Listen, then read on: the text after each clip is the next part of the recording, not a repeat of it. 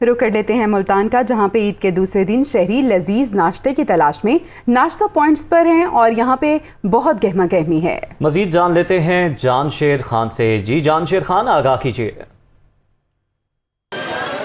जी, ईद का दूसरा दिन है और शहरी जो है नाश्ते से उन्होंने शुरुआत कर दी है ईद के दूसरे दिन की। मैं इस वक्त अंदरून मुल्तान में मौजूद हूँ। यहाँ कदीम जो है ये अंदरून मुल्तान है। यहाँ पर नाश्ता जो है, नाश्ते पॉइंट्स पर रश होता है शहरियों का। सुबह सुबह शहरी यहाँ पर पहुँचे हुए हैं और यहाँ पर नाश्ते में बड़ा डिफरेंट किस्म का नाश्ता होता है। डोली रोटी है जो चन्नू के साथ, चटपटे चन्नू के साथ खाई जाती है। डोली रोटी मीठी होती है और चने जो हैं वो चटपटे हैं, तो एक अलग ही उसका टेस्ट बनता है। इसके साथ साथ जो कीमे वाली पूरियाँ हैं और नान हैं, कचौरी हलवा है, ये साथ साथ एडिशन है इसकी नाश्ते की। और दही बल्ले भी नाश्ते में यहाँ पर शहरी पसंद करते हैं। तो आहिस्ता आहिस्ता रश लगता जा रहा है जैसे जैसे शहरी जो हैं वो उठते आ रहे हैं ईद के दूसरे दिन।